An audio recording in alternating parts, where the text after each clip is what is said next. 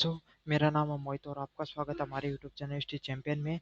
तो जैसा कि आप जानते हो, आपका बीए सेकंड सेमेस्टर का जो पेपर होने वाला है, प्रमुख भारतीय राजनीतिक विचारक, उससे संबंधित एक complete video, one shot video, इसमें आपका कंप्लीट रिवीजन हो जाएगा, जिसमें चाहे लघुतरात्मक प्रश्न हो, चाहे अति लघुतरात्मक प्रश्न हो या निबंधात्मक प्रश्न हो, सारे के सारे इसमें आपके रिवाइज हो जाने वाले हैं। तो चलो शुरू करते हैं अपन वीडियो को। जैन धर्म की प्रमुख शिक्षाएं और उसके संबंधित सिद्धांतों की भारतीय संस्कृति में क्या क्या योगदान रहा। तो पहला प्रश्न है, ये बड़ा इंपॉर्टेंट प्रश्न है इस बार जैन धर्म वाला आपके लिए। तो चलो देखते हैं। तो आपको पता है, और ये एक बात शुरू करने से पहले एक चीज़ बता देता हूँ, मैं इसका ना आपको एकदम शॉर्ट में रिवीजन कराऊंगा, सारी की सारी चीज़ें। डिटेल में देखना तो प्ले लिस्ट का लिंक डिस्क्रिप्शन में दे रखा, वहाँ से जाकर देख लेना। तो आपको पता है, जैन धर्म की शुरुआत है उस किसके द्वारा मानी जाती है? ऋषभ देव इनके प्रथम तीर्थकार रहे, और उसके बाद में महावीर स्वामी है, वो इनके अंतिम तीर्थकार रहे, जिन्होंने क्या किया, इनके जो जैन धर्म है उसको एक नया ऊंचाइयां देने का कार्य किया। इन सभी तीर्थकारों में से जो सबसे ज्यादा पॉपुलर और सबसे ज्यादा जिन्होंने एक नई दिशा दी जैन धर्म को, वो कौन थे? महावीर स्वामी थे। महात्मा बुद्ध से थोड़े पहले हुए महावीर स्वामी। और इन्होंने क्या से कौन से जो नियमों की स्थापना करी? अहिंसा, सत्य और अत्यंत संयम की। देखो, जैन धर्म की शुरुआत किससे होती है? हिंदू धर्म से निकलकर जैन धर्म निकलता है। लेकिन होता क्या, जब हिंदू धर्म के अंदर जो वैदिक धर्म था, उसके अंदर बहुत ज्यादा पाखंडवाद, झूठ, बलि वगैरह चलनी शुरू हो जाती है, लोग आपस में लड़ने झगड़ने लग जाते हैं, राजा। तो उस समय आपको एक नया प्रणाली की जरूरत थी, तो उसी प्रणाली की शुरुआत जैन धर्म और बौद्ध धर्म के द्वारा की जाती है, जिसमें जिसकी आधारशिला को इन तीन चीजों पर टिकी हुई है। अहिंसा, मतलब आपको किसी भी व्यक्ति को क्या नहीं करना, परेशान नहीं करना है, हमेशा सत्य बोलना है और अनुशासित जीवन जीना है। इन्होंने सत्य के मार्ग, सत्य और अहिंसा और आत्म संयम के मार्ग से ही मोक्ष की प्राप्ति का मार्ग बताया गया है।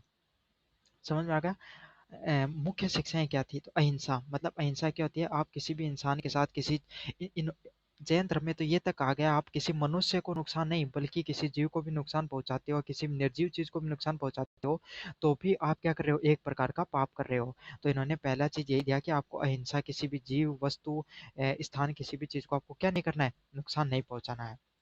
सत्य, इन्होंने बताया कि जीवन में हमेशा कोशिश करो कि जितना ज्यादा हो सके जीवन में सत्य बोलना आपको। अस्त्य क्या होता है? अस्त्य का अर्थ होता है कभी भी चोरी नहीं करना। और इनके अनुसार कोई भी चीज़ है उसको बिना पूछे आप नहीं ले सकते हो, चाहे छोटी चीज़ हो चाहे बड़ी चीज़ हो, बिना चोरी की चीज़ों को लेना इन्होंने इनके धर्म में अपराध माना गया। ब्रह्मचर्य क्या माना गया है? अपनी इंद्रियों पे नियंत्रण करना, जीभ स्वाद, जीभ से, है ना, सुनना कान से, और जो स्थान मतलब आपका जो स्पर्श, इन तीन चीज़ों का इन्होंने क्या बताया? ब्रह्मचर्य बताया। इन तीन चीज़ों को संयमित रखो, अपनी इंद्रिय और मन में हमेशा पवित्रता रखनी है आपको। अपरिग्रह, अपरिग्रह क्या होता है? अपरिग्रह होता है लो मतलब बहुत ज़्यादा चीज़ों का, धन का संग्रह नहीं करना है। ऐसे नहीं है कि बहुत ज़्यादा गाड़ी, धन, पैसा आपको इकट्ठा करना है, इस लोभ में पड़ जाना है। अगर ये करते हो तो भी आप एक प्रकार का क्या कर रहे हो? पाप कर रहे हो। अनेकतावाद, अनेकतावाद क्या करे? सत्य को विभिन्न दृष्टि में देखना। तो एक से अधिक चीजों में आप क्या कर देखते हो? सत्य देखते हो। तो इसकी जो मुख्य शिक्षाएं तो वो कौन सी है? ये पांच ही मुख्य शिक्षाएं हैं। अहिंसा, सत्य, अस्त्य, ब्रह्मचर्य और अपरिग्रह, ये पांच सत्य इसमें बताई गई हैं। समझ में आ गया? और अगले वाले पॉइंट की बात करें, भारतीय संस्कृति में इनका क्या योगदान रहा? तो इनके द्वारा जो अहिंसा का प्रसार किया गया, जो बौद्ध धर्म और जैन धर्म दोनों में क्या किया गया? अहिंसा का प्रसार किया गया। तो इससे आने वाली पीढ़ी पे बहुत ज्यादा प्रभाव देखने को मिला। उसमें से कौन है? महात्मा गांधी एक प्रमुख उनका नाम रहता है। अगले वाला पॉइंट है असहिष्णुता, विभिन्न मतों का सम्मान। तो इन्होंने अलग अलग मतों में क्या दिया? लोगों को सम्मान दिया है। शाकाहार, मतलब अच्छा भोजन करना चाहिए, शाकाहार भोजन लेना चाहिए। तो इसका भी इन्होंने प्रचार किया। जो मांसाहार था, जो मतलब जो हिंदू धर्म में बहुत ज़्यादा फैल चुका था, मतलब वैदिक धर्म में था थोड़ा बहुत, तो उस चीज़ में बलि वगैरह दी जाती थी लोगों की, उसमें जो जानवर हुआ करते थे उसके अंदर, तो इन्होंने सात्विक भोजन को ज़्यादा महत्व दिया। अगला क्या? कला और पाश्चात्य सभ्यता। तो दिलवाड़ा जैसे इन्होंने जो इनके द्वारा अद्भुत मंदिरों का भी निर्माण किया गया, तो इसमें कला का भी एक बहुत महत्वपूर्ण योगदान रहता है। तो इस तरीके से जो जैन धर्म है, इन्होंने भारतीय संस्कृति को नैतिकता, सहिष्णुता और अध्यात्म की दृढ़ दृढ़ नींव लिखने का, इन्होंने एक दृढ़ नींव प्रदान करने का कार्य किया है। तो ये आपका पहला का पहला प्रश्न है। अगले वाले प्रश्न की बात करें, महात्मा बुद्ध के जो जीवन की क्या क्या मुख्य प्रमुख शिक्षाएं रही? तो प्रस्तावना है, महात्मा बुद्ध बौद्ध धर्म के संस्थापक थे। इन्होंने 6वीं शताब्दी में महान धार्मिक व दार्शनिक थे। देखो सीधी सीधी बात बताऊं, 6वीं शताब्दी के अंदर महात्मा बुद्ध, जैन धर्म के बाद में जैन धर्म के बाद में बौद्ध धर्म की स्थापना होती है। और यहाँ पर आपको वही जो अहिंसा, करुणा और मध्य मार्ग, मतलब जीवन को जीने का इन्होंने मध्य मार्ग बनाया। ना तो ज्यादा खुशी में ना ज्यादा दुख में, आपको जीवन को एक संतुलित वे में जीना चाहिए। जितना संतुलित जीवन जियोगे उतनी ज्यादा जीवन में खुश रहोगे। तो जीवन परिचय की बात करें महात्मा बुद्ध की, तो महात्मा बुद्ध का जो जन्म है वो 563 ईस्वी में कहाँ हुआ था? लुम्बिनी जो नेपाल है, लुम्बिनी नामक जगह है नेपाल में, वहाँ हुआ था। और इनका नाम क्या था? सिद्धार्थ गौतम है इनका पूरा नाम था। इनके पिता का नाम संदोदन था और माता का नाम क्या था? महामाया इनका माता का नाम था। अच्छे से याद कर लो इन सारी चीजों को। इनका क्या है, बचपन में मतलब छोटी उम्र में इनका विवाह यशोधरा से हो जाता है और इनके पुत्र का क्या नाम होता है? महा राहुल इनका नाम होता है। तो ये सब चीजें तो इंपॉर्टेंट है, लेकिन इससे ज्यादा इंपॉर्टेंट है ये चार चीजें नीचे की तरफ जो दे रखी है वो। इसमें क्या है? महाभिनिर्कृष्णम। ठीक है, तो इसको निष्कर्ष से निकालना, आप इसको निष्कासन से निकालो। निष्कासन क्या हो? निकल जाना कोई भी चीज। तो इन्होंने क्या किया था? 29 साल की उम्र में अपने राजमहल को, राजगद्दी को त्याग कर क्या कर दिया था? जो भक्ति के लिए, अध्यात्म की मार्ग की खोज के लिए चले गए थे। उसको किस रूप में जाना जाता है? महाभिनिर्कृष्णम के नाम से जाना जाता है। फिर क्या हुआ था? इन्होंने लगातार 6 वर्ष तक जो अपने बट वृक्ष के नीचे जो अध्यात्म की मार्ग की, ज्ञान की खोज के मार्ग में इन्होंने लगातार प्रयासरत रहे। और 35 वर्ष की उम्र में इनको बोध गया में वट वृक्ष के नीचे इनको किसकी प्राप्ति हो जाती है? इनको जो ज्ञान की प्राप्ति हो जाती है। फिर इसको क्या बोला जाता है? इसको ज्ञान प्राप्ति के नाम से जाना जाता है। अगले वाला प्रश्न है प्रथम उपदेश। तो इनके द्वारा प्रथम उपदेश सारनाथ के अंदर जो धर्म चक्र परिवर्तन के नाम से इन्होंने प्रथम उपदेश, सबसे पहले जो उपदेश दिया था इन्होंने, उसको किस नाम से जाना जाता है? धर्म चक्र परिवर्तन के नाम से जाना जाता है। तो महात्मा बुद्ध के द्वारा जो प्रथम पहली बार जो उपदेश दिया गया था उसको किस नाम से जाना जाता है? धर्म चक्र परिवर्तन के नाम से जाना जाता है। अगले वाला पॉइंट है महापरिनिर्वाण। तो 483 ईस्वी में कुंसी नगर में इनके द्वारा क्या कर लिया जाता है? इनको निर्वाण की प्राप्ति हो जाती है और इसको किस चीज में, मतलब मोक्ष की प्राप्ति हो जाती है। और इस चीज को किस रूप में देखा जाता है? महापरिनिर्वाण के रूप में देखा जाता है। प्रमुख शिक्षाएं की बात करें तो इनके द्वारा 4 प्रमुख शिक्षाएं दी गई थी, जिसमें पहली शिक्षा थी 4 आर्य सत्य बताए गए। तो जीवन जीने के लिए आपको 4 आर्य सत्य होते हैं, जिनकी वजह से इंसान को जीवन में दुख होता है। इन्होंने इस जो अपना जो ये सृष्टि है जहाँ पर अपन रहते हैं, इसको दुखालय बताया। मतलब यहाँ पर आप जीवन में रहोगे तो दुख हमेशा रहेंगे रहेंगे। तो इसमें से तो दुखों के कारण क्या बताए? तो इन्होंने बताया कि जीवन में आपको हमेशा दुख रहेंगे। यही 4 सत्य हैं। कारण, उस दुख को कारण का क्या कारण है? तृष्णा। तृष्णा मतलब आप जो इच्छाएं होती हैं इंसान की, उसकी वजह से इंसान को क्या होता है? दुख पैदा होता है। निरोध। तो आपको क्या करना चाहिए? आपको अगर इस दुख से बचना है तो आपको क्या करना चाहिए? आपको जो इच्छाएं हैं उनको मार देना चाहिए। अच्छा, ऐसे तो है नहीं कि आप कहते ही इच्छाओं को मार दोगे। तो इच्छाओं को मारने के लिए आपको कौन सा मार्ग बताया इन्होंने? इन्होंने अष्टांगिक मार्ग बताया। इच्छाओं को खत्म करने के लिए इन्होंने एक अष्टांगिक मार्ग है, जैसे अपने योग बताया गया है, भक्ति मार्ग बताया गया है, इस तरीके से बौद्ध धर्म में अष्टांगिक मार्ग बताया गया आपको मोक्ष प्राप्ति के लिए। अब अपने बात करेंगे षष्टांगिक मार्ग क्या होता है। तो सम्यक दृष्टि से समाधि तक, मतलब सीधा सीधा बात है इसमें। षष्टांगिक मार्ग में कि आपको संयम पूर्ण जीवन जीना चाहिए, संयम पूर्ण भोजन रखना चाहिए, संयम पूर्ण बोलना चाहिए, संयम पूर्ण सुनना चाहिए, मतलब संयमित जीवन आपको जीना चाहिए। इसको षष्टांगिक मार्ग के रूप में जाना जाता है। मध्यम वर्ग, मतलब इन्होंने जो आपका जो महात्मा बुद्ध है, इन्होंने क्या बताया था? जीवन जीने का एक मध्यम वर्ग होता है।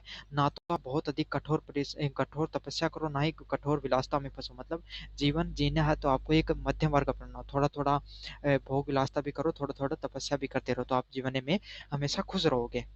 अगले वाला पॉइंट है अहिंसा और करुणा। तो सभी जीवों के प्रति आपको हमेशा दया रखनी चाहिए। अगर दया भाव रखोगे तो हमेशा क्या रहोगे?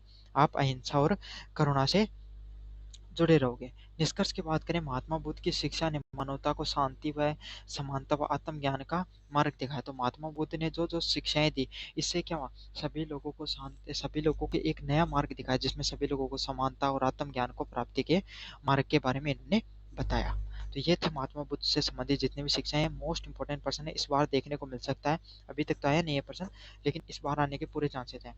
अगले वाले पर्सन की बात करें राज्य के कार्य क्षेत्र में। अच्छा, ये पीडीएफ है, टेलीग्राम पे मिल जाएगी। और अन्य प्रश्न देखना चाहते हो तो डिस्क्रिप्शन में मैंने लिंक दिया, वहां से जाकर देख लेना। राज्य के कार्य क्षेत्र में शुक्र के क्या क्या विचार रहे थे? प्रस्तावना की बात करें, सबसे पहले प्रस्तावना आएगी। प्राचीन भारत के प्रसिद्ध दार्शनिक थे कौन? शुक्राचार्य। तो इनके द्वारा शुक्र नीति का निर्माण किया गया। वहां पर क्या? राजनीति और प्रशासन, राजनीति प्रशासन के विभिन्न सिद्धांत है उसको प्रस्तुत किया गया। मतलब शुक्र के द्वारा क्या किया गया? शुक्र के द्वारा जो अपन राज्य हुआ करता था, राज्य ने पहले राजा हुआ करते थे, तो उनके द्वारा जो राज्य चलाया करता था, उस राज्य के बारे में उन्होंने क्या अलग अलग प्रकार के नियम दिए हैं। तो इन्होंने क्या क्या नियम दिए हैं? पहला नियम है जन कल्याण। मतलब इन्होंने राजा के बारे में बताया, राजा का प्रथम दायित्व यही होता है कि वो जनता के प्रति जन जनता है उसके प्रति क्या रहे, समर्पित रहे, अपना जीवन है, अपने जो सुख सुविधाएं उसको त्याग कर जनता के प्रति उसको समर्पित रहना होता है। 2 नंबर प्रश्न है कानून व्यवस्था। तो इनके द्वारा क्या न्यायपूर्ण इनको जो शुक्र के द्वारा नियम बनाया गया, कोई भी राज्य के चलने के लिए कानून बहुत जरूरी है। अगर हर व्यक्ति को न्याय मिलेगा, कानून से व्यवस्था चलती रहेगी, तो क्या रहेगा, हर व्यक्ति है वो समाज के अंदर खुश रहेगा, आपकी व्यवस्था के अंदर। अगले वाला पॉइंट है आर्थिक कार्य। कृषि, व्यापार, सिंचाई और कर व्यवस्था के विकास के लिए इन्होंने क्या बताया, आर्थिक कार्य बताए, जिसमें क्या कि लोगों को पैसे कमाने के लिए भी कार्य करने होते हैं, जैसे कि कृषि हो गया, व्यापार हो गया, सिंचाई हो गया और कर व्यवस्था है, उसका आपको बहुत अच्छे से निर्माण करना होता है। रक्षा की बात करें, बाहरी आक्रमण से रक्षा और सेना का संगठन करना। तो कोई भी राज्य को चलाने के लिए जो राजा होते हैं उसको क्या करना होता है, एक अपनी सेना का भी निर्माण करना था। अगर उसकी मजबूत सेना होगी तो क्या होगा, उस पे कोई बाहर से अटैक नहीं कर सकता। जैसे कि आपको एक उदाहरण दूं, आज के समय अगर यूक्रेन था, यूक्रेन के पास क्या थे, परमाणु बम थे, लेकिन उसने क्या, संधि के द्वारा उसको सोवियत संघ को या जिसमें रूस को सौंप दिए थे। अगर उसने वो अगर नहीं सौंपे होते तो क्या आज रूस पे उसे आक्रमण करने की हिम्मत करता, कभी नहीं करता। तो यही फर्क है, कोई आदमी जितना रक्षा के लिए, जितनी उसकी सेना मजबूत होगी, उतना ही उसका राज्य भी मजबूत होगा। अगले वाला पॉइंट है शिक्षा और संस्कृति। तो जो शुक्र के द्वारा बताया गया, कोई भी राज्य है उसकी जो विद्यालय हो गई, कला हो गया और धर्म का संरक्षण करना जरूरी है।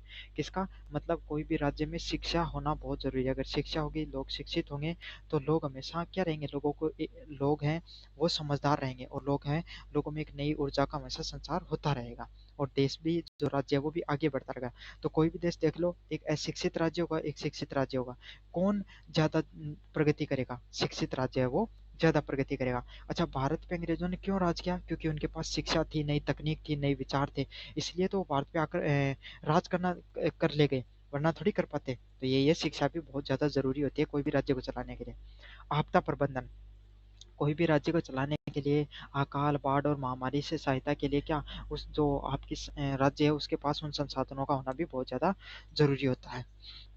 अब बात करें मूल्यांकन के, शुक्र के विचार के अनुसार जो आधुनिक वेलफेयर स्टेट स्टेट के सिद्धांत से मेल खाते हैं। मतलब अगर अपन मूल्यांकन करें जो शुक्र के राजनीतिक विचारों की, तो वो आज के समय में जो वेलफेयर स्टेट, मतलब ऐसा स्टेट जहाँ पर सभी लोगों को क्या है, समानता मिले, सभी लोगों को न्याय मिले, सभी लोगों को संसाधन मिले, उपयोग करने के लिए सभी लोग खुश रहें, तो इस प्रकार के स्टेट के सिद्धांत से, मतलब राज्य के सिद्धांत से उनके विचार है वो मेल खाते हैं। उनका दृष्टिकोण व्यवहारिक, लोक हितकारी और सर्वगुण विकास पे आधारित है। तो उनके द्वारा जो नियम बताए गए हैं वो कैसे हैं, लोक हितकारी है और सर्वगुण के विकास पर आधारित है। निष्कर्ष की बात करूं तो शंकराचार्य ने राज्य को केवल शक्ति का प्रतीक नहीं बल्कि जनसेवा और कल्याण के माध्यम से माना है। तो शुक्राचार्य ने क्या किया है, राज्य को केवल शक्ति का प्रतीक नहीं माना बल्कि जन कल्याण और जनसेवा और कल्याण का माध्यम माना। तो इन्होंने क्या कहा, राज्य सिर्फ ऐसा नहीं कि बहुत शक्तिशाली होना चाहिए, उसमें वो जनता है वो भी खुश होनी चाहिए और सभी लोगों का कल्याण भी होना चाहिए। तभी तो एक राज्य क्या माना जाएगा, एक संपूर्ण राज्य के रूप में उसको जाना जाएगा। तो मुझे उम्मीद है कि सारी की सारी चीजें समझ में आ रही होगी। हाँ, ये बात ज़रूर है कि मैं थोड़ी स्पीड से सारी सारी चीज़ों आपको रिवाइज करवाऊंगा। अगले वाले प्रश्न की तरफ पढ़े, महात्मा ज्योतिबाई फुले वास्तविक महात्मा और समाज क्रांतिकारी समाज सुधारक थे। तो इसका पहला पॉइंट है, महात्मा ज्योतिबाई फुले है, उनके द्वारा 1827 से 1890 में भारत में के एक समाज सुधारक थे। तो महाराष्ट्र के अंदर महात्मा ज्योतिबाई फुले है, इनके द्वारा आपको पता है छुआछूत हो गया, मतलब जो गरीब, जो दलित वर्ग है उसके लिए जो छुआछूत की जो प्रक्रिया हुआ करती थी, लोग उनको छूते तक भी नहीं थे, उनके खिलाफ। और उस समय इनका सबसे बड़ा योगदान कहाँ रहा, स्त्री शिक्षा में इनका बहुत ज्यादा योगदान रहा। इन्होंने महिलाओं की शिक्षा के लिए बहुत ही ज्यादा प्रयास करे थे। वे दलित महिलाओं और वंचित वर्ग के हमेशा हितैषी रहे। तो इन्होंने क्या किया, जो दलित वर्ग की महिलाएं थी या दलित वर्ग के लोग थे, इनको लिए बहुत इन्होंने कार्य किए हैं। इनके मुख्य योगदान की बात करें तो 1848 में पुणे में कन्या पाठशाला की स्थापना करना, दलित व महिलाओं के लिए इन्होंने क्या किया थे, द्वार खोले थे। तो आपको पता है ज्योतिबाई फुले के द्वारा 1848 में पुणे में एक कन्या पाठशाला खोली थी, जिसका बहुत ही प्रखर विरोध भी हुआ था, क्योंकि उसमें महिलाओं को पढ़ना एक बहुत ही गैर कानूनी चीज माना जाता था। लेकिन इनके द्वारा प्रथम बार प्रयास किया गया कि महिलाओं को शिक्षा मिलनी चाहिए, और इसी के कारण आज जो महिलाएं पढ़ रही हैं वो इनके ही सबसे बड़ी योगदान है। अगले वाला पॉइंट है सत्य शोधक समाज का निर्माण करना। तो 1873 में इनके द्वारा स्थापना की गई जाति विरोधी आंदोलन है। अब इन्होंने क्या किया, जातिगत आंदोलन को एक नई दिशा देने के लिए, जातिगत जो लोगों में भेदभाव होता है उसके लिए एक नए समाज की शुरुआत की। उसको किस समाज से जाना जाता है? सत्यशोधक समाज के नाम से जाना जाता है। और इस समाज की स्थापना को हुई 1873 में। इस समाज की स्थापना वो देखी जाती है। अगले वाला पॉइंट है महिला उत्थान।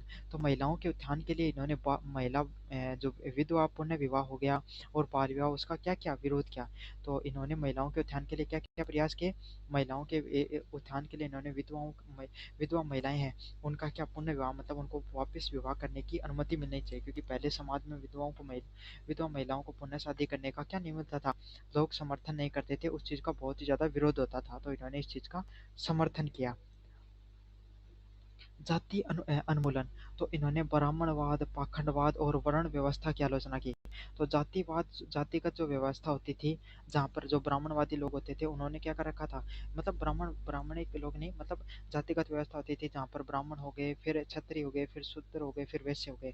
तो ये जो व्यवस्था थी, जातिगत व्यवस्था, ये वंशवाद के आधार पे थी, मतलब इंसान के कर्म के आधार पे उसकी जाति तय होनी चाहिए, ना कि उसकी वंश के आधार पे। तो ये वंशागत जो परंपरागत थी, इसमें लोग हैं वो क्या करते थे, जो वैश्य हुआ करते थे उनके समाज में कोई कदर नहीं थी, वो दलित थे, उनको समाज से बाहर रखा जाता था। तो इस चीज के लिए उन्होंने बहुत ही ज्यादा प्रयास किया समाज में। अगले वाला पॉइंट है कृषक हित।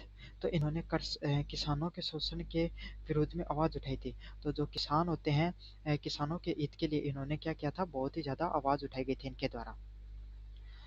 मूल्यांकन की बात करें, फुले ने सामाजिक समानता, समाज की समानता के लिए, शिक्षा और मानव अधिकारों के लिए संघर्ष किए। तो आपको पता है ज्योतिबाई फुले है, इन्होंने पहली बार समाज में समानता के लिए प्रयास किया कि सभी लोगों को जातिगत रूप से समानता मिले। महिला, न सिर्फ पुरुष ही बल्कि महिलाओं को भी अधिकार मिले कि वो शिक्षा प्राप्त कर सके, इसके लिए भी इन्होंने बहुत ज्यादा प्रयास किए थे। मानव अधिकारों के लिए संघर्ष किया, बल्कि इन्होंने मानव जो सभी लोग हैं उनको बराबरी का अधिकार मिले, वो मानव अधिकार होते हैं, उनके लिए भी इन्होंने प्रयास किया। इसीलिए महात्मा जो ज्योतिबाई फुले हैं, इनको महात्मा का दर्जा दिया गया है।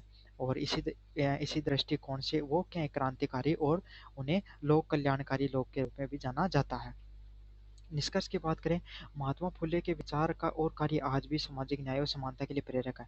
तो महात्मा ज्योतिबा फुले के द्वारा जो विचार दिए गए और कार्य दिए गए, वो आज भी समाज के अंदर सामाजिक न्याय और समानता के लिए प्रेरणा देते हैं सभी लोगों को। तो मुझे उम्मीद है कि आपको ये चीजें समझ में आ गई होगी। अब अगले वाले प्रश्न की तरफ बढ़े, स्वामी विवेकानंद के प्रमुख राजनीतिक विचारों की तरफ। अगले वाला प्रश्न है, स्वामी विवेकानंद ने 1863 से लेकर 1902 तक भारतीय पुनर्जागरण के अग्रदूत, महान संत और विचारक थे। तो आपको पता है स्वामी विवेकानंद है, इनका जन्म 1863 में होता है और इनकी मृत्यु 1902 में होती है। तो इस समय के ये भारतीय जो समाज के अंदर एक बहुत ही महान संत हुए, और इन्होंने भारत की जो वैदिक सभ्यता है उसको पूरी दुनिया के सामने फैलाने का एक अग्रणी कार्य किया है। भारतीय संस्कृति, अध्यात्म और राष्ट्रीय पुनर्निर्माण में इनकी जो छवि है वो बहुत ही शानदार थी। तो देखो, आपको पता है स्वामी विवेकानंद है, इस इनके द्वारा भारतीय जो संस्कृति है, अध्यात्म है और राष्ट्रीय पुनर्निर्माण, राष्ट्र को फिर से निर्माण करने का इनका बहुत ज्यादा प्रयास रहा था। जो भारत, जिस समय अंग्रेज पहले तो जो मुगल आक्रांताओं थे, मुस्लिम लोगों ने क्या कर दिया था, भारत पे आक्रमण करके हिंदुओं को या अपनी जो संस्कृति, वैदिक संस्कृति, उसको नष्ट करने का कार्य किया। फिर अंग्रेज आ गई, उन्होंने ईसाई धर्म को प्रचार प्रसारित किया और अपनी जो संस्कृति है उसको बदलने का प्रयास किया। लेकिन स्वामी विवेकानंद है वो न्यूयॉर्क में जाते हैं और वहां पर पहली बार अपना भाषण देते हैं और पूरी दुनिया के सामने जो वैदिक सभ्यता है उसका झंडा गाड़ते हैं। तो यही है, पूरी दुनिया में स्वामी विवेकानंद ने अपनी सभ्यता को आगे फैलाने का बहुत ही प्रमुख कार्य किया है। इनके प्रमुख विचारों की बात करें तो पहला पॉइंट है राष्ट्रीय पुनर्जागरण। राष्ट्र की शक्ति और उसमें लोगों की नैतिकता और अध्यात्म और शारीरिक उन्नति में नहीं था। तो इन्होंने क्या कहा, राष्ट्र की जो शक्ति है, राष्ट्र में जो मजबूती है वो किस चीज में है, लोगों की नैतिकता, मतलब सभी लोग हैं वो समानता के साथ रहें, आध्यात्मिक तरीके से रहें और शारीरिक रूप से रहें। मतलब इन्होंने क्या बताया कि कोई भी राष्ट्र है उसकी उन्नति कब हो सकती है, जब सभी लोग अनुशासन से कार्य करें, पूजा पाठ या थोड़ा अध्यात्म में भी रहें और शारीरिक रूप से अपने देश के प्रति समर्पित रहें, तभी क्या रहेगा, एक राष्ट्र की उन्नति रहेगी। तो इसी तरीके से इनके विचार, इन्होंने राष्ट्र को पुनः जागरण देने का कार्य किया। अगले वाले पॉइंट की बात करूँ, शक्तिशाली भारत। तो उस समय जो भारत में युवाएँ थे वो बहुत पहले के पहले जो जो आपका मुगल साम्राज्य था इससे लोग पीड़ित थे, फिर अंग्रेज आ गए उनसे पीड़ित थे, तो लोग बहुत ज़्यादा निराशा के भाव में जी रहे थे। तो इन्होंने क्या किया, लोगों को एक नई ऊर्जा देने का कार्य किया। साथ के साथ लोगों को परिश्रम और अनुशासन अपनाने का क्या दिया, अनुशासन अपनाने का इन्होंने लोगों को संदेश दिया था। अगले वाले पॉइंट की बात करें, धर्म और राजनीति में संबंध। तो राजनीतिक और नैतिकता अध्यात्म मूल्यों पर आधारित होना चाहिए। तो इन्होंने क्या माना है, कोई भी धर्म और जो राजनीति है वो कैसी होनी चाहिए, धर्म और राजनीति है वो आध्यात्मिक मूल्यों पर हमेशा आधारित होनी चाहिए। तो इन्होंने राजनीति का क्या रूप बताया, इन्होंने राजनीति का रूप बताया कि राजनीति हमेशा आध्यात्मिक होनी चाहिए और नैतिक मूल्य उसमें जुड़े होंगे। जितने ज़्यादा आध्यात्मिक और नैतिक मूल्य से जुड़ी होगी उतना ही ज़्यादा लोगों को इससे फायदा होगा। 4 नंबर पॉइंट की बात करें, समानता और भाईचारा। तो इन्होंने क्या किया, इन्होंने सभी लोगों को एक करने का कार्य किया। जाति के आधार पे, वर्ग के आधार पे और धर्म के आधार पे उसमें जो भेदभाव देखने को मिलता था इसको समाप्त करने के लिए इन्होंने जोर दिया। इन्होंने कहा कि समाज में जो जातिगत व्यवस्था है हमें इसको नष्ट करना चाहिए। अगले वाले पॉइंट की बात करें, सामाजिक सेवा। निर्धनों और पीड़ितों की सेवा सेवा को राष्ट्र निर्माण का आधार माना। तो इन्होंने जो निर्धन लोग हो गए और जो समाज में पीड़ित लोग हो गए, इसमें जो इन्होंने क्या, इन सब लोगों को राष्ट्र के निर्माण का इन्होंने आधार माना। तो इन्होंने क्या किया कि इन सब लोगों को भी, हमारे समाज में जो अमीर लोग हैं या फिर जो समाज के उच्च कुल के लोग हैं, इनको सब लोगों के साथ मिलकर इन लोगों को आगे बढ़ाना होगा। अगर निर्धन लोग, गरीब लोग, पीड़ित लोग जब आगे बढ़ेंगे तब क्या होंगे, समाज की उन्नति होगी। तो इस चीज़ पे इन्होंने क्या किया, इस चीज़ को अपनाकर इन्होंने समाज सेवा को एक बहुत ही जोर दिया।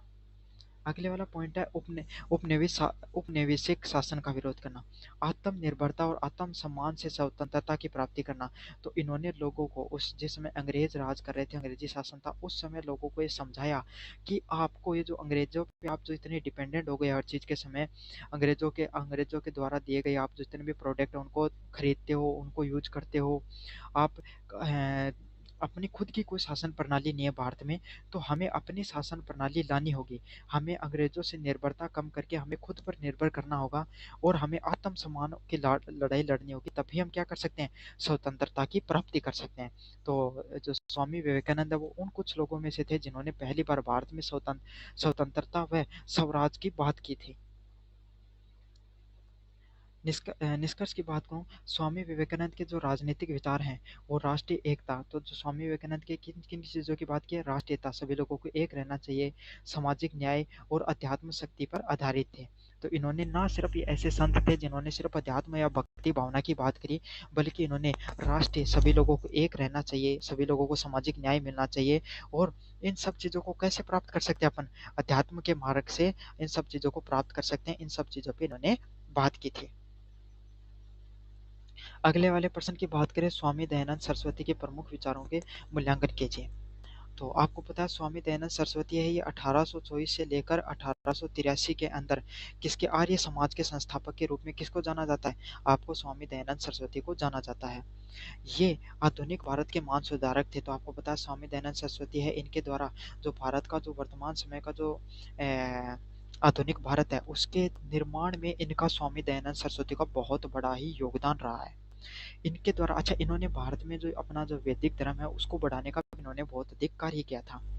अच्छा, इनका जो सिद्धांत है वो किस पे निर्भर था, वेदों के निर्भरता इनकी ज्यादा थी।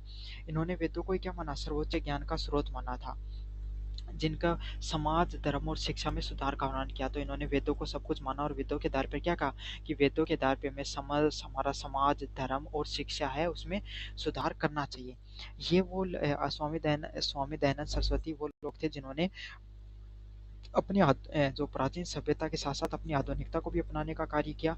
इन्होंने प्राचीन जो अपनी जो कुल से गुरुकुल से जो पद्धति आ रही थी, शिक्षा पद्धति, उसको अपनाते हुए इन्होंने कहा कि हमें आधुनिक शिक्षा को भी अपनाना चाहिए। आधुनिकता भी कोई भी राष्ट्र के लिए बहुत ज़्यादा ज़रूरी होती है। इनके प्रमुख विचारों की बात करें तो पहला इनका जो प्रमुख विचार था वो क्या था, वेदों की ओर लौटो। तो इन्होंने सत्य और ज्ञान के लिए वेदों का आधार माना। तो इन्होंने क्या माना कि आपको वेदों की ओर लौटने का अर्थ है कि सत्य और ज्ञान के मार्ग से हम क्या कर सकते हैं, वेदों को अपना सकते हैं। तो इनका पहला जो कॉन्सेप्ट था वो ये था कि वेदों को ही मानते थे, और इन्होंने नारा दिया था कि हमें सब लोग अपनी फिर से वैदिक सभ्यता को मानना होगा और वेदों को ही फिर से अपनाना होगा। वेदों के माध्यम से हम सत्य और ज्ञान है उसको प्राप्त कर सकते हैं।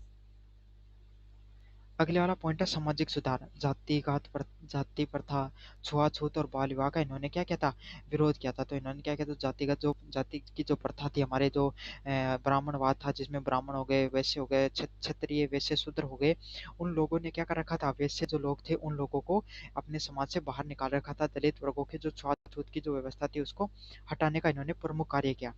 बाल विवाह का भी ये बहुत ज्यादा विरोध करते थे। इनका मानना था कि वेदों में बाल विवाह जैसी व्यवस्था वो नहीं हुआ करती थी, तो हमें क्या है, हमें भी इस व्यवस्था को हटा देना चाहिए। विधवा पुनर्विवाह, और इन्होंने विधवा पुनर्विवाह महिलाओं का फिर से विवाह करना चाहिए विधवा के बाद, उसका भी इन्होंने समर्थन किया था। अगले वाला पॉइंट है शिक्षा।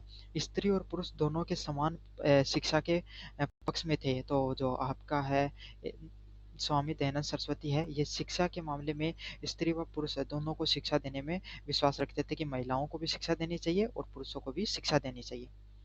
धर्म सुधार की बात करें तो जो स्वामी दयानंद सरस्वती हैं, ये मूर्ति पूजा, अंधविश्वास और पाखंड के एकदम प्रखर विरोधी थे।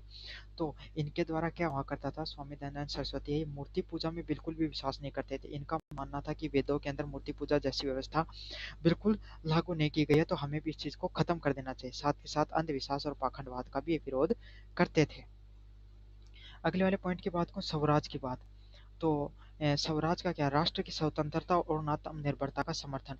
तो इनके द्वारा क्या किया जाता था, इनके द्वारा राष्ट्र है उसकी स्वतंत्रता और आत्मनिर्भर का इन्होंने क्या किया था, समर्थन किया था। सत्यार्थ प्रकाश, तो इनके द्वारा जो अपने विचारों को संकलन के लिए इन्होंने एक नए जो ग्रंथ है, एक अपनी नई किताब लॉन्च की थी, उसका क्या नाम है, सत्यार्थ प्रकाश उनका नाम है। मूल्यांकन करें इनके विचारों की, तो स्वामी दयानंद सरस्वती ने भारतीय समाज में तार्किक सोच, शिक्षा व समानता का संदेश दिया। तो स्वामी दयानंद सरस्वती ने भारतीय समाज में पहली बार जो आधुनिक शिक्षा को अपनाने का कार्य किया और तर्कपूर्ण बातें करते थे। इन्होंने मूर्ति पूजा का क्या एकदम प्रखर विरोध किया और लोगों को समझाया कि हमें कैसे तार्किक जीवन या आधुनिक जो विज्ञान है, अंग्रेजी भाषा, उसको भी अपनाना चाहिए, तथा सभी लोगों को समान रहने का मतलब जो छुआछूत है उसको दूर करके सभी लोगों को सामाजिक समानता मिलनी चाहिए। यद्यपि उनके कुछ विचार समय की सीमाओं में बंधे थे, लेकिन उनके कुछ विचार हैं वो समय की सीमाओं में बंधे हुए थे, लेकिन उनके कुछ विचार हैं, मतलब उस देखो कोई भी व्यक्ति होता है उस समय की में जैसी विचारधारा चल रही होती है उस हिसाब से सोचता है। आज के समय सरकारी नौकरी का ट्रेंड है तो सभी लोग सरकारी नौकरी के बारे में सोचते हैं, लेकिन क्या सरकारी नौकरी के आज से 5-10 साल बाद में उतनी वैल्यू रहेगी, बिल्कुल भी नहीं रहेगी। तो यही है, हर इंसान उस समय की विचारधाराओं से सीमाओं से बंधा होता था, वो भी बंधे हुए थे। पर उनके द्वारा जो सुधारवादी दृष्टिकोण दिए गए थे वो बहुत ही क्रांतिकारी और प्रगतिशाली थे। तो उन्होंने जो लोगों को पहली बार समझाया कि समाज के अंदर हमें नई शिक्षा प्रणाली को अपनाना चाहिए, स्वराज को अपनाना चाहिए, हिंदू धर्म और वैदिक धर्म को फिर से एक नया पुनः जागरण करने का इन्होंने कार्य किया था। वेदों की ओर लौटो इनके द्वारा नेता दिया जो एक नारा दिया गया था, जिसमें क्या था, जो लोग पहले मुस्लिम ईसाई धर्म को अपना चुके थे उनको फिर से एक कार्यक्रम के द्वारा हिंदू धर्म अपनाने का इन्होंने कार्यक्रम रखा था। ये कुछ इनके प्रमुख पॉइंट रहे थे। निष्कर्ष की बात करें तो स्वामी दयानंद सरस्वती ने भारत के सामाजिक, धार्मिक व राष्ट्रीय पुनः जागरण की नींव रखी थी। तो आपके सामने जो स्वामी दयानंद सरस्वती है, इन्होंने भारत का जो सामाजिक, धार्मिक और जो राष्ट्रीय जो पुनः जागरण का जो आंदोलन था उसकी एक नई नींव रखी थी। लोगों को पहली बार ये समझाया कि हम लोग भी स्वतंत्र हो सकते हैं और आधुनिकता को अपना सकते हैं। अगले वाले प्रश्न की तरफ बढ़ें। भारतीय राजनीति चिंतन में गोखले का क्या योगदान रहा, आपको इस पे टिप्पणी करनी है। तो गोपाल कृष्ण गोखले है, वो आपको बताया 1866 से लेकर 1915 के बीच में जो भारतीय राष्ट्रीय कांग्रेस थे उसके उदारवादी नेता थे। तो उदारवादी नेता वो होते थे जो अंग्रेजों के साथ मतलब बातचीत, मतलब थोड़ी जो उम्र में ज्यादा बड़ा बूढ़ा आदमी जिन पर एकदम शांतिपूर्ण कोई काम करने को प्रयास करें। तो यही है कि थोड़ा बूढ़ा आदमी था जो कि एकदम शांति से कोई काम कराया करता, वही उदारवादी नेता था जो प्यार मोहब्बत से अंग्रेजा ने समझा बुझा के बूढ़ा उनके है कि अरे मान जागो रहे यहाँ का आदमी है। बहुत ही प्रमुख राजनीतिक विचारक थे। इन्होंने संवैधानिक सुधार, शिक्षा प्रसार और कर्मिक सुधारों के माध्यम से स्वतंत्रता का कार्य किया। तो इनके प्रमुख कार्य क्या थे? इन्होंने संविधान को सुधारने का, जो हमारी संवैधानिक परंपरा जो देखते हो भारत का संविधान, उसको धीरे धीरे लागू करने का अंग्रेजों से मांग रखते थे। अंग्रेज उसको लागू करते थे, तो वही चीजें जो अंग्रेजों के द्वारा नियम बनाए गए वही आज भारत के संविधान में भी है। तो वो उन सब चीजों की जो रूपरेखा किनके द्वारा तैयार की गई थी? गोपाल कृष्ण गोखले, उनका भी बहुत बड़ा योगदान रहा था। शिक्षा का प्रचार प्रसार करना तथा धीरे धीरे सुधारों के माध्यम से इन्होंने क्या किया था? भारतीय स्वतंत्रता आंदोलन में इनको प्रमुख योगदान रहा था। मुख्य योगदान की बात करें, उदारवादी राजनीति, तो इनके द्वारा कैसी राजनीति की जाती थी? संवैधानिक मार्ग को, मतलब लोगों के साथ जो अंग्रेज थे उनको क्या ज्ञापन देकर, अंग्रेजों को साथ मीटिंग करके, अंग्रेजों को समझा कर क्या इन्होंने लोग के माध्यम से हम भारत को स्वतंत्रता प्राप्ति की बात करते थे। अगले वाला पॉइंट है विधायी मार्ग। इंपीरियल लेजिस्लेटिव काउंसिल के सदस्य के रूप में शिक्षा शिक्षा कर सुधार और प्रशासनिक पारदर्शिता पर जोर दिया। तो ये क्या करते थे? इन्होंने इंपीरियल लेजिस्लेटिव काउंसिल बनाई, जिसमें क्या करते थे? ये शिक्षा को सुधार भारत में शिक्षा को सुधारने का कार्य किया।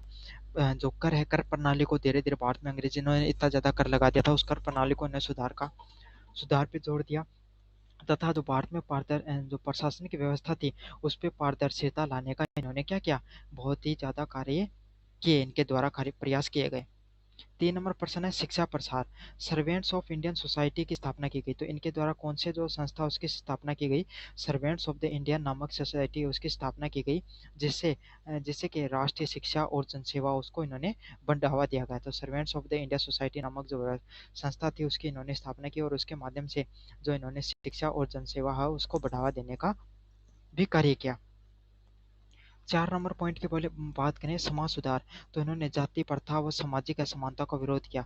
तो इनके द्वारा भी जो जातिगत असमानताएं थी, जाति प्रथा थी, उसको इन्होंने क्या जो सामाजिक असमानताएं थी उनको इन्होंने उनका प्रखर रूप से विरोध किया। अगले वाला पॉइंट है युवाओं का प्रेरणा। तो गांधी जी सहित अनेक नेताओं के इन्होंने के राजनीतिक मार्गदर्शक थे।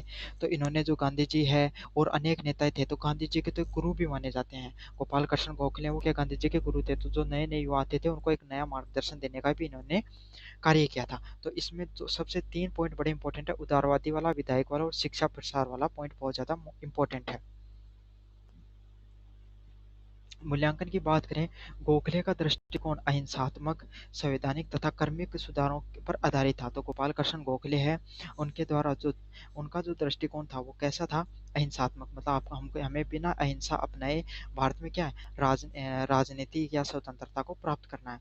तथा संविधान में जो कार्मिक सुधार है, तो संविधान में कार्मिक सुधार मतलब धीरे धीरे सुधार के माध्यम से भारत में स्वतंत्रता प्राप्ति की ये बात किया करते थे। यद्यपि वे क्रांतिकारी कदमों के समर्थक नहीं थे, लेकिन ये अहिंसा के बहुत ज़्यादा समर्थक नहीं थे। क्योंकि भाई जब एक तो मान लो जो जवान आदमी हो, एक बूढ़ा आदमी, दोनों में क्या फ़र्क हुआ? जवान आदमी हमेशा क्रांति की बात होगी, देश बदल जाएगा एक दिन में। बूढ़ा आदमी को थोड़ा सा दिन रुक, मैं भी जो जवान आ जाएगा देश बदलने की बात कराया करता, मैं ही बदलेगा देश कौन बदलेगा? तो ये बात, ऐसी बात ये है, क्योंकि थोड़े उम्र में ज़्यादा थे तो गोखले क्रांतिकारी ज़्यादा बातें नहीं करते थे। परंतु उनकी नीतियों ने स्वतंत्रता संग्राम को स्थायी दिशा दी। लेकिन इन्होंने जो भी नीतियाँ थी उसमें क्या स्वतंत्रता संग्राम है उसको क्या एक नई दिशा व दशा देने का कार्य किया। निष्कर्ष की बात करें, गोखले ने भारतीय राजनीति में नैतिकता, तर्क और सेवा की भावना को स्थापित कर स्थायी योगदान दिया। तो इनके द्वारा जो गोखले है, इनके द्वारा भारतीय जो राजनीतिक व्यवस्था है उसमें नैतिकता, तर्क और जो सेवा उसकी भावना को एक नया दिशा देने का इन्होंने कार्य किया। तो यह आपके सामने मुख्य पॉइंट है। अब अगले वाले प्रश्न की तरफ बढ़े, लोकतांत्रिक समाजवाद पर नेहरू के विचार। तो लोकतांत्रिक समाजवाद है उस पर नेहरू के क्या विचार थे? तो पंडित जवाहरलाल नेहरू ने 1889 से लेकर 1964 में स्वतंत्रता भारत के प्रथम प्रधानमंत्री और प्रख्यात विचारक के रूप में जाना जाता है। तो पंडित जवाहरलाल नेहरू को 1889 से लेकर 1964 में स्वतंत्रता भारत के प्रथम प्रधानमंत्री थे। सबको पता है प्रथा, बहुत ही अच्छे विचारक भी रहे। और इन्होंने आर्थिक असमानता, इन्होंने कौन से विचार दिए? इन्होंने सामाजिक असमानता नहीं, आर्थिक रूप से असमानता, अमीर और गरीबी के बीच में जो लगातार खाई बढ़ रही थी उस पर इन्होंने बात की थी। अंग्रेजों ने क्या किया? अपना पैसा यहाँ से कर लगाते थे, यहाँ से पैसा कमाते थे और इंग्लैंड भेज देते थे। इन पे इन्होंने आर्थिक असमानता पे बहुत ही ज़्यादा प्रखर रूप से टिप्पणी की थी। और राजनीतिक स्वतंत्रता को मिलाकर लोकतांत्रिक समाजवाद की अवधारणा दी है। तो इन्होंने आर्थिक असमानता और राजनीतिक स्वतंत्रता को प्राप्त करने को लेकर एक लोकतांत्रिक समाजशास्त्र, समाजवाद मतलब ऐसा समाज जहाँ पे सभी लोगों को समानता का हक हो, ऐसे समाजवाद की बात की है। वे भारतीय परिस्थितियों के अनुकूल थी और उन्होंने ऐसी बात की जो उस समय भारतीय जो व्यवस्था उस पर बहुत ही अच्छे से प्रासंगिक ढंग से लागू होती थी। अगले वाले पॉइंट की बात करें, इनके मुख्य विचार कौन से थे। मुख्य विचारों की बात करें तो पहला पॉइंट है लोकतांत्रिक ढांचा।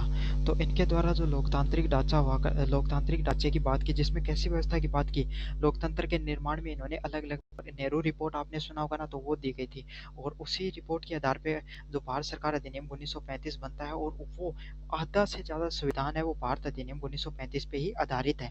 तो नेहरू का भी बहुत बड़ा योगदान रहा था भारत के संविधान के निर्माण में। तो इन्होंने सबसे पहले बहुदलीय व्यवस्था की बात की, मतलब आज के समय आप देखते हो ना अलग अलग प्रकार के दल मिलते हैं, जो आपके आपके एबीसी जो नाम होता है, जो मतलब भाजपा हो गई, भाजपा हो गई, कांग्रेस हो गई, एलपी हो गई, आपके सामने आम आदमी पार्टी हो गई, टीएमसी हो गई, आपके समाजवादी पार्टी हो गई। तो देखो कितनी सारी पार्टियां हैं। इन सब के बारे में पहली बार किसने बताया था, आपके सामने जो नेहरू, इन्होंने बताया था। अगर नेहरू नहीं होते तो ये बहुदलीय व्यवस्था भी आपको देखने को नहीं मिलती थी। तो जो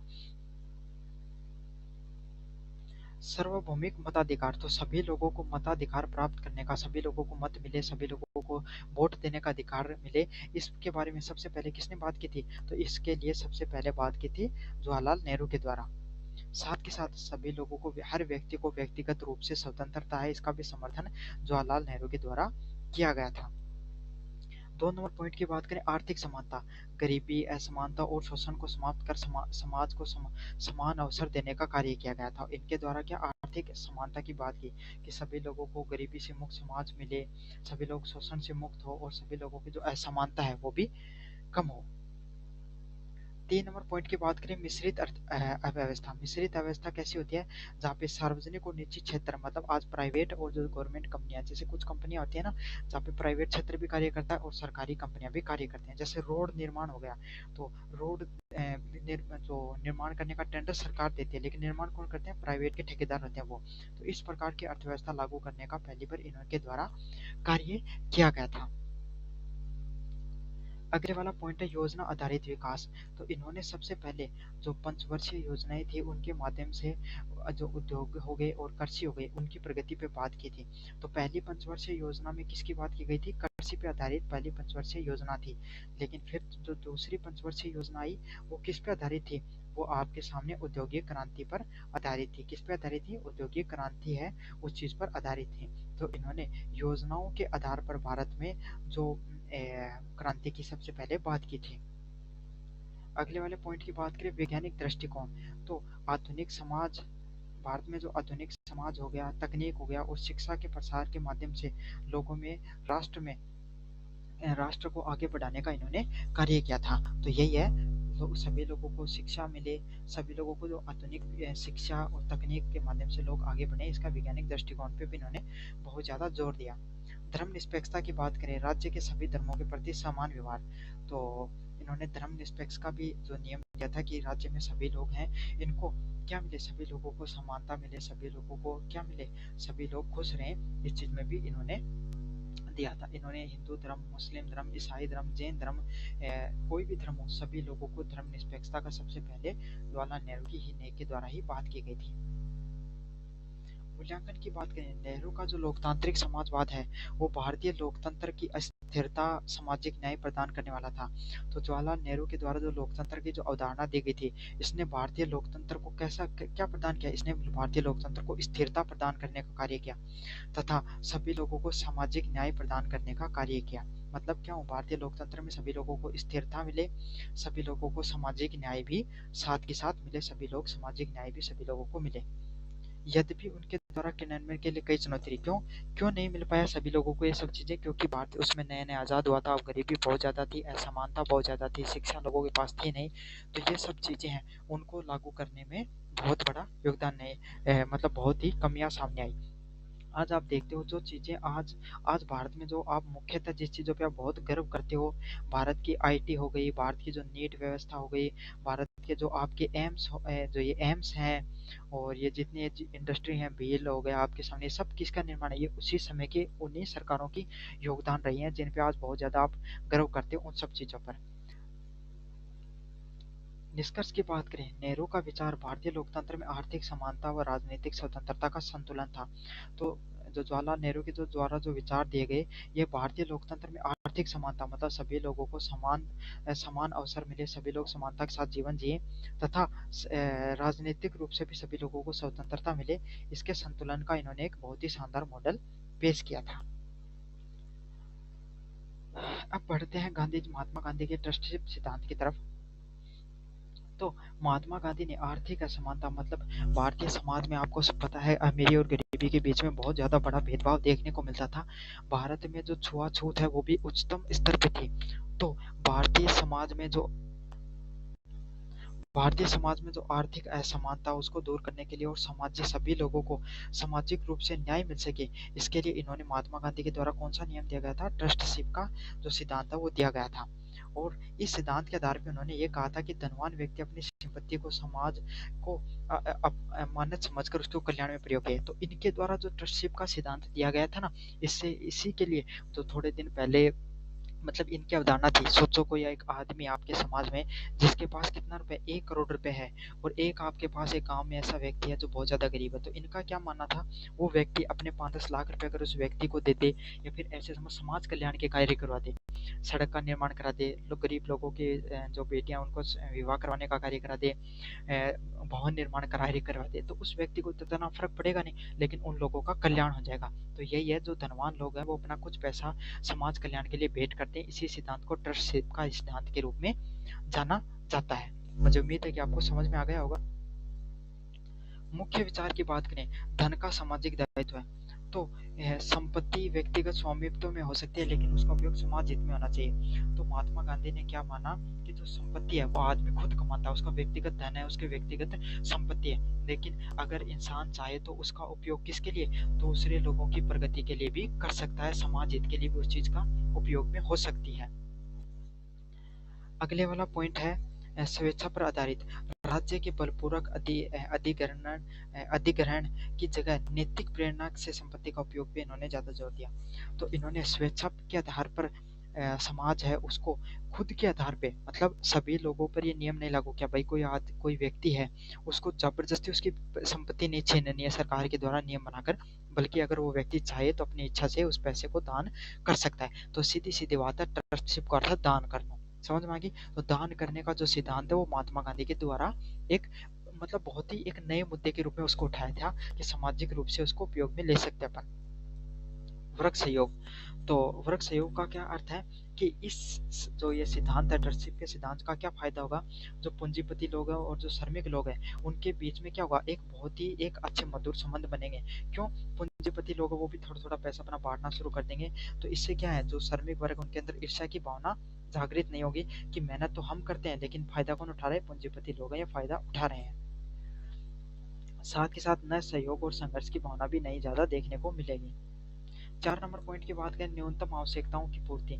तो प्रत्येक व्यक्ति को सम्मानपूर्ण जीवन जीने हेतु संसाधन उपयोग होने चाहिए। तो इनके द्वारा जो पॉइंट दिया गया था कि हर व्यक्ति है उसको अपने जीवन में अच्छा व सम्मान पूर्वक जीवन जीने के लिए क्या उसके लिए हर व्यक्ति को संसाधन उपयोग होना चाहिए। तो इस चीज से क्या हो जाएगा, अगर इंसान अपना चीजें दान कर देते हैं तो हर व्यक्ति को संसाधन उपलब्ध हो जाएंगे। जैसे मान लो कोई आदमी गाड़ी चलाना चाहता है, उसके पास नहीं है, तो एक व्यक्ति है जिसके पास थोड़ी गाड़ी पुरानी हो गई है, उसके कोई काम की नहीं रही और उसने उस व्यक्ति को दे दी जिसको क्या जरूरत थी, मतलब उसको व्यापार में जरूरत थी, तो वो क्या हुआ, उसकी भी इच्छा पूरी हो गई, उसके भी जो संसाधन उसको भी मिल गया और उस व्यक्ति के कोई काम की नहीं थी, वो ऐसे ही उसको कचरे में डाल रखा था। तो ये ट्रस्टीशिप के सिद्धांत है, ऐसा होता नहीं आज के समय समाज में।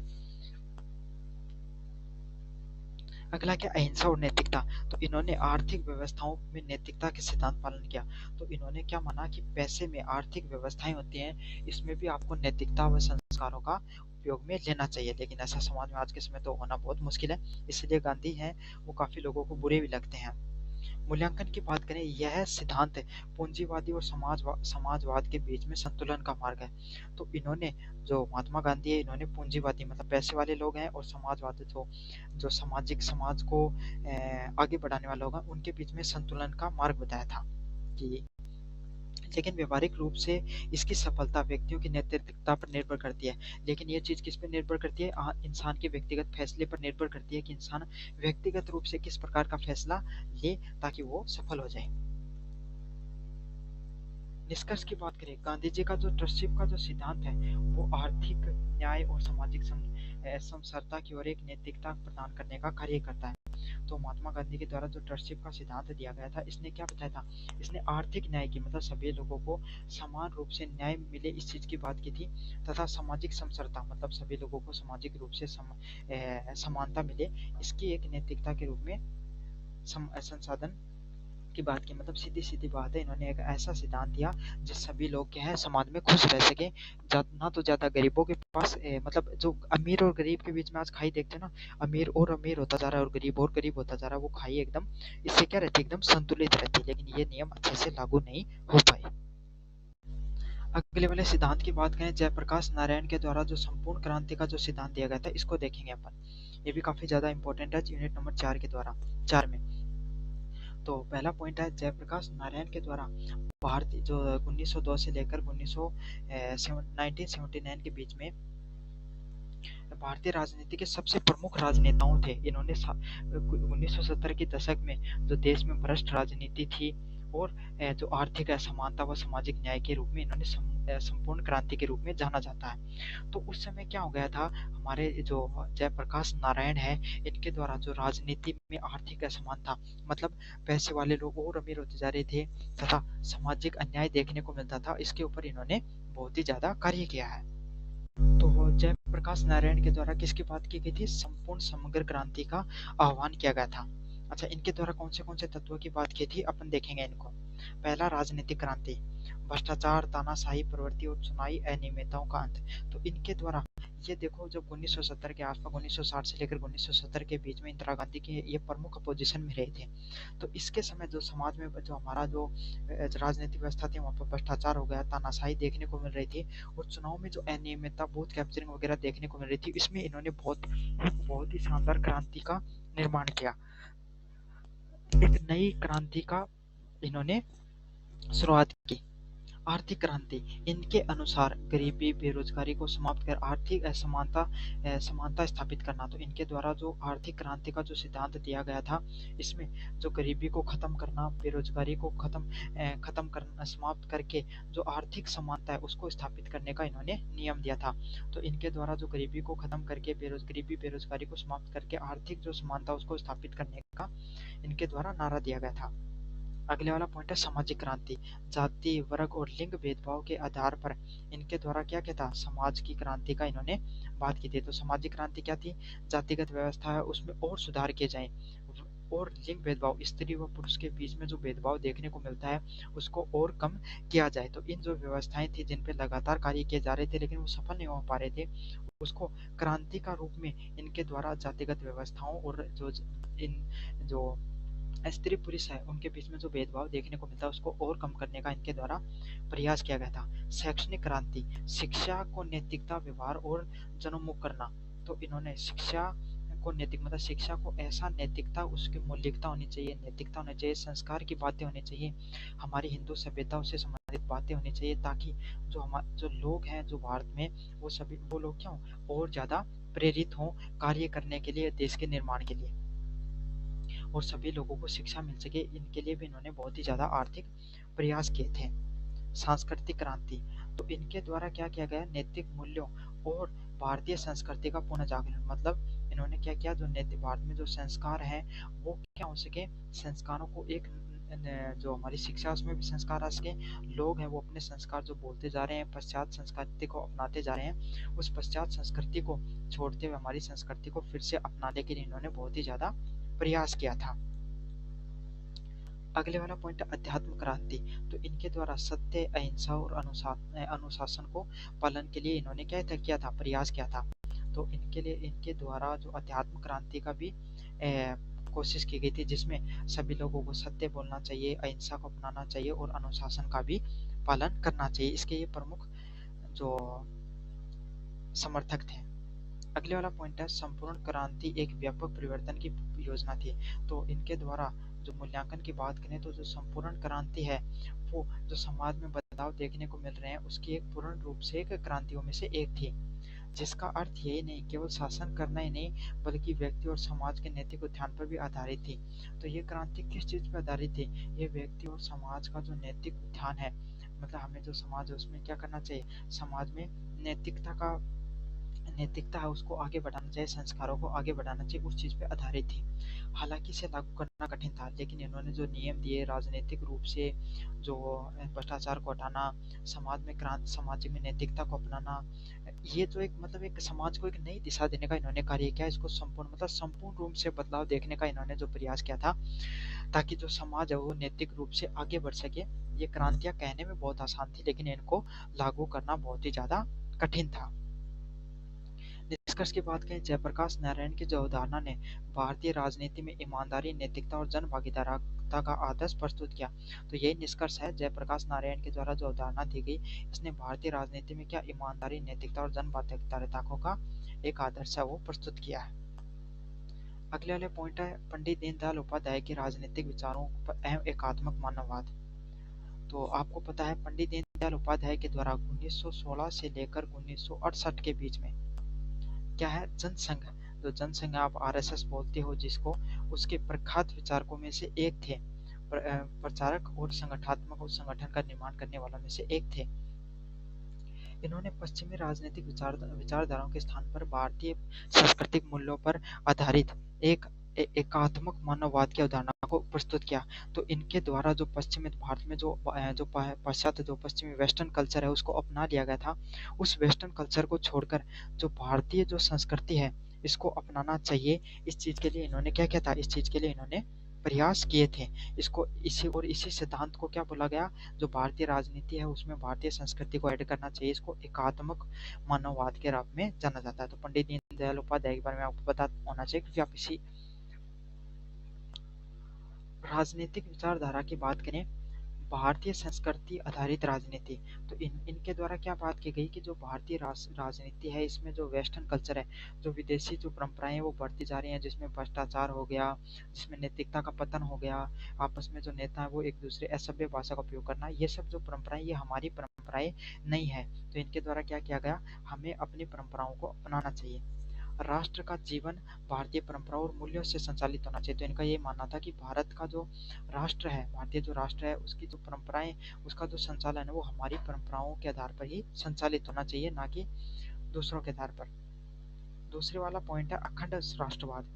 तो अखंड राष्ट्रवाद क्या है, भारत एक जीवित सांस्कृतिक इकाई है। तो इन्होंने भारत को क्या माना कि हमारा जो भारत देश है ये एकता का सिद्धांत दिया कि सारा का सारे देश को, चाहे धर्म के आधार पे, चाहे राजनीति के आधार पे, चाहे समाज के आधार पे, चाहे जाति के आधार पे, हमें सभी लोगों को एकजुट मिलजुल कर रहना चाहिए, ताकि हम एक अखंड राष्ट्रवाद की निर्माण कर सके, एक संपूर्ण राष्ट्रवाद के निर्माण कर सके।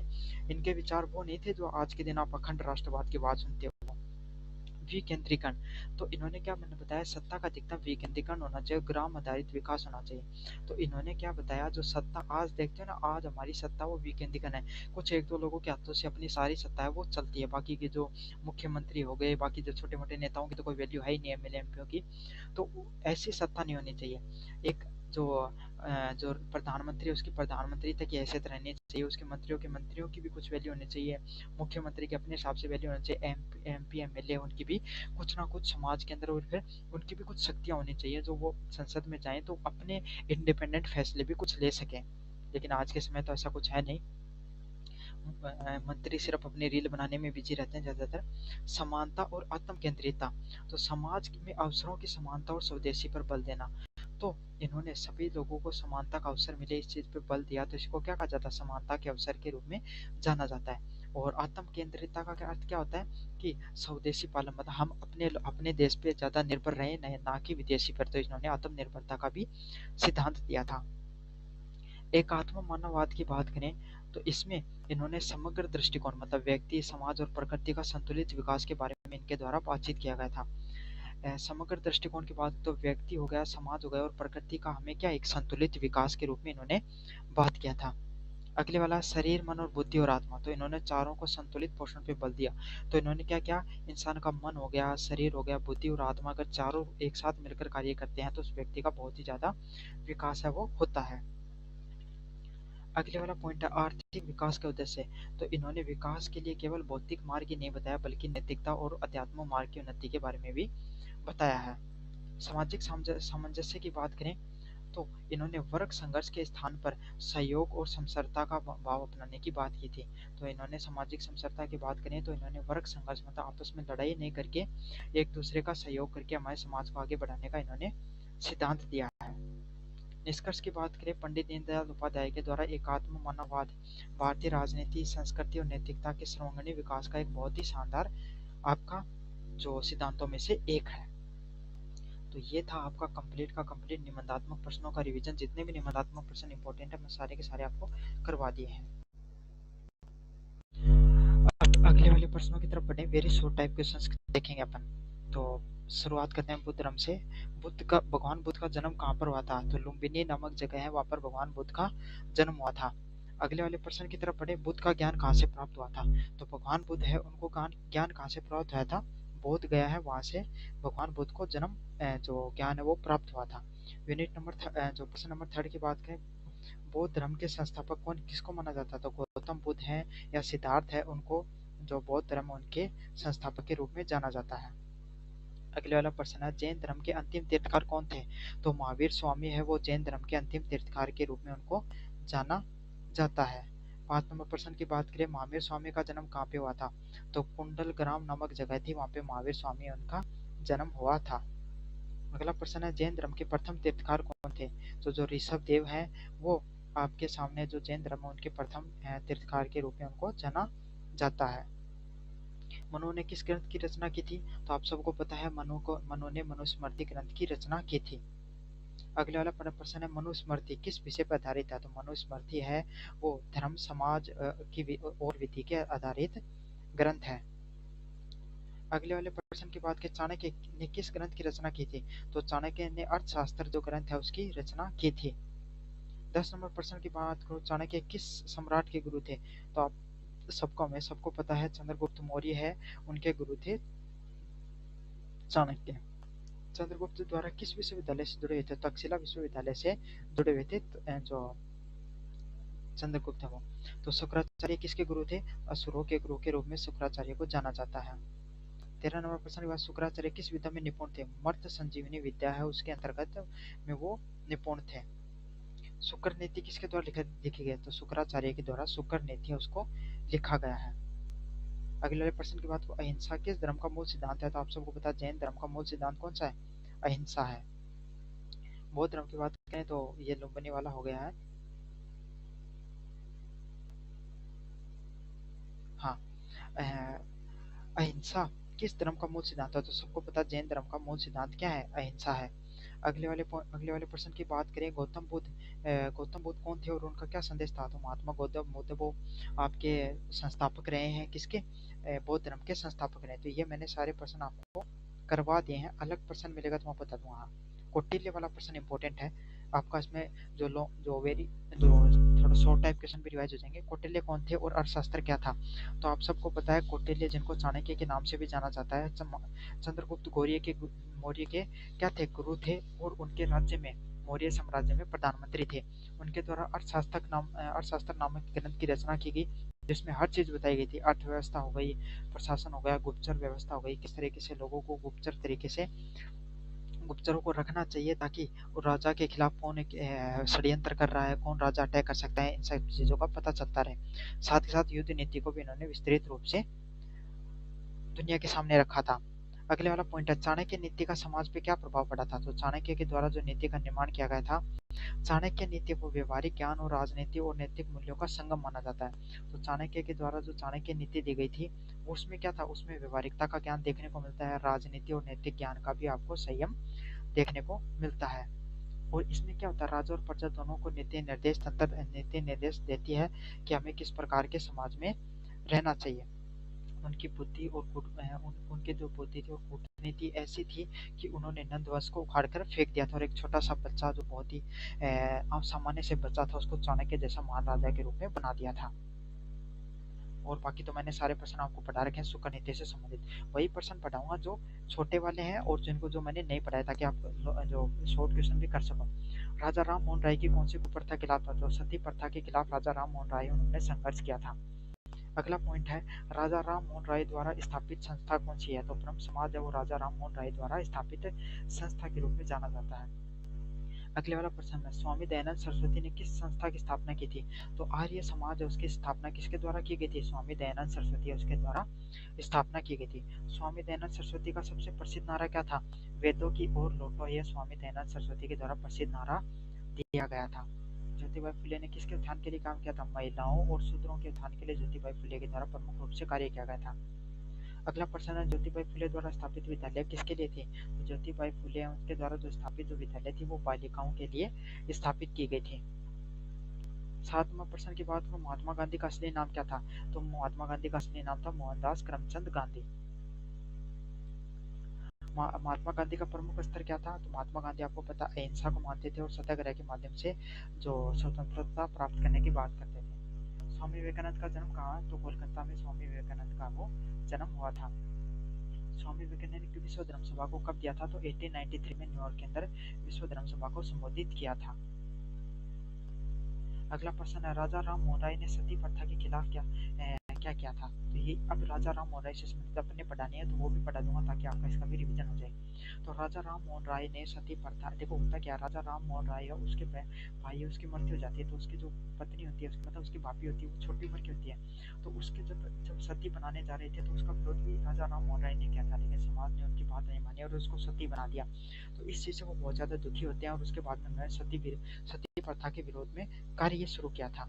तो इसी के लिए उन्होंने क्या इसको अहमान में बताया कि भाई कोई भी लड़की है वो क्यों अपनी मृत्यु प्राप्त करे अगर उसका पति खत्म हो जाए तो उसका भी जीवन का कुछ अधिकार होते हैं।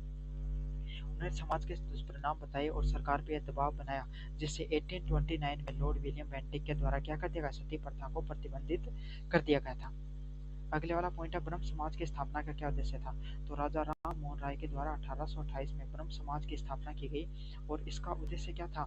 इसका उद्देश्य था एक ईश्वर मतलब सिर्फ एक ईश्वर को मानते थे ये भी मूर्ति पूजा का विरोध करना तथा समाज में जैसी बुराइयां हैं सती प्रथा बाल विवाह और अंधविश्वास जैसी जो प्रथाएं कुप्रथाएं उनका विरोध करना।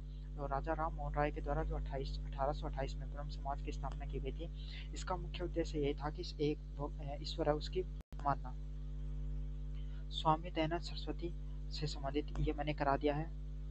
स्वामी ये सारे प्रश्न मैंने करा रखे हैं। सत्यशोधन महात्मा गांधी के द्वारा जीवन दर्शन क्या था ये पढ़ लो। महात्मा गांधी का जीवन दर्शन क्या था? तो महात्मा गांधी का जीवन दर्शन किससे संबंधित था? मतलब जीवन के ऊपर जीने का इन्होंने जो नियम बताए थे वो किस पे थे? सभी लोगों को सत्य बोलना चाहिए अहिंसा का पालन करना चाहिए और आत्मबल मतलब अपने हिसाब को जीवन को जीना चाहिए। इन्होंने सत्याग्रह को हथियार बनाते हुए ब्रिटिश शासन के खिलाफ क्या किया था? संघर्ष की भावना को दिखाया था।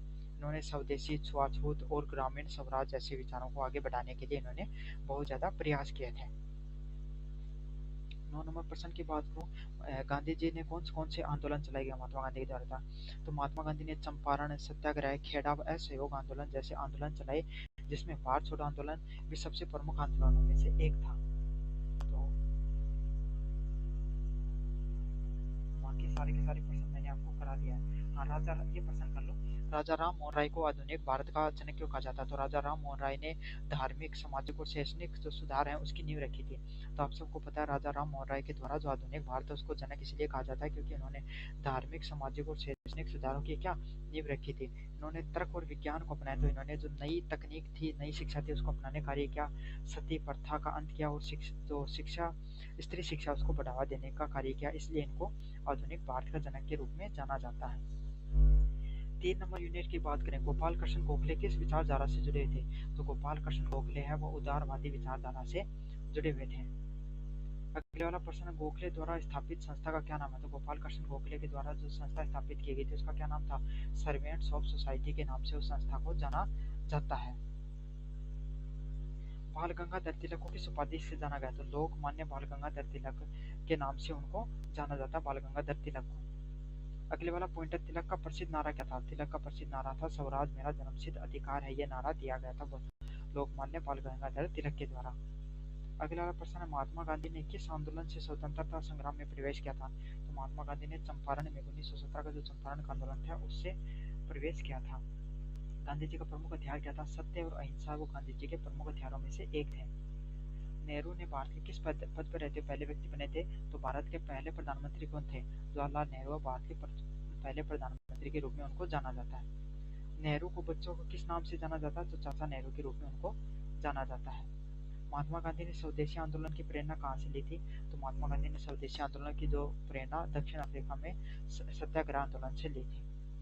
जवाहरलाल नेहरू की प्रसिद्ध किताब का क्या नाम है? डिस्कवरी ऑफ इंडिया के नाम से जाना जाता है। गोपाल कृष्ण गोखले को मैंने करा दिया है। अब अपन पढ़ेंगे तिलक के बारे में। तिलक ने किस आंदोलन की शुरुआत की थी? तो तिलक ने गणेश उत्सव और शिवाजी महोत्सव जैसे आंदोलन की शुरुआत की थी। तो इनके द्वारा क्या था, इन्होंने इन उत्सवों की शुरुआत की थी ताकि इन उत्सवों के माध्यम से लोग क्या एक जगह इकट्ठे होते हैं और इनके अंदर उसमें भाषण देकर लोगों को जो जागरूक करना बहुत आसान था। इससे क्या जन जागरण हुआ, लोगों को देशभक्ति के प्रति राष्ट्र भावना वो और ज्यादा बढ़ती है। और इनके द्वारा होम रूल है उसको 1916 में भाग लिया और जनता को ब्रिटिश शासन के विरुद्ध जागरूक करने का इन्होंने कार्य किया। और इनके द्वारा जो स्वराज का जो मूवमेंट था उसको पूरे भारत में फैलाने का इनका प्रमुख योगदान में से एक रहता है। बाल गंगाधर तिलक का पत्रिका में क्या योगदान था? मोस्ट इंपोर्टेंट पर्सन आएगा। तिलक ने केसरी, मराठी व मराठा अंग्रेजी नामक जो दो पत्रिकाएं निकाली। कौन सी? केसरी और मराठा है ये नामक दो इनके द्वारा अंग्रेजी पत्रिकाएं निकालेगी। इनके माध्यम से इन्होंने राष्ट्रवाद, स्वतंत्रता और सामाजिक चेतना को फैलाने कार्य किया। तो इनके द्वारा जो पत्रिकाएं निकाली इनसे राष्ट्र पूरे देश में राष्ट्रवाद, स्वतंत्रता को फैलाने का इन्होंने कार्य किया। इनकी लेखनी ने जनता को जागरूक होते हैं। इनके द्वारा जो लेखन का कार्य किया गया इससे पूरी जनता वो जागरूक होती है।